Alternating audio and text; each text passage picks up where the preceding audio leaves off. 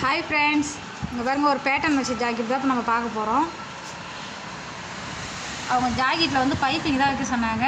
நான் வந்து ஆனால் இந்தமாரி ஃப்ளவர் கொடுத்து விட்டேன். இது நல்லாயிருக்கு. இது வந்து காட்டன் ஜாக்கெட் தான். அதில் வந்து இது வந்து நம்ம லைனிங் கிளாத் அதை எடுத்து இதுமாரி டிசைன் பண்ணி தச்சுருக்கேன். பாருங்கள், கை கட்டு, கை உள்ள கைக்கு கொஞ்சம் டிசைன் வச்சுருக்கேன். அந்த கையில் வச்சுருக்கேன். அழகாக இருக்குங்க. ஆனால் இது இன்னும் கூட நம்ம டிசைன் பண்ணலாம்.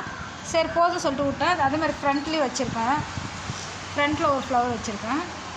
இது வந்து நம்ம அந்த ப்ரூச் ஒர்க்கில் யூஸ் பண்ணுவீங்களா, அந்த இதை தான் வச்சு நடுவில் கொடுத்துருக்கேன். அப்போ தான் அந்த தையல் தெரியாமல் இருக்கிறதுக்காக கொடுத்துருக்கேன். பாருங்கள், பேக் பீஸை காட்டு.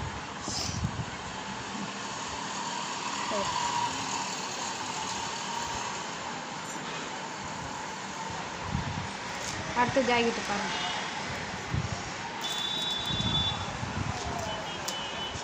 இது ஒரு ஸ்டோன் வச்ச புடவை தான் இது. இந்த ஸ்டோன் வந்து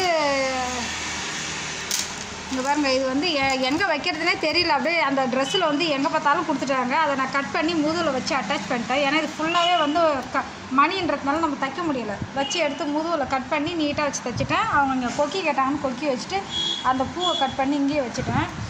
கொடுத்துட்டு கையில் ஹேங்கிங் பண்ணியாச்சு. அதே மாதிரி ஃப்ரண்ட்லேயே ரவுண்டு கட் பண்ணி அதை வச்சு தைச்சிட்டேன். நம்ம தாங்க டிசைன் பண்ணி கொடுக்கணும். அவங்க புடவை எப்படி வேணாலும் நம்ம அதை ரெடி பண்ணி ஐடியா பண்ணி தான் நம்ம தைச்சி கொடுக்கணும். ஓகே, பாய்.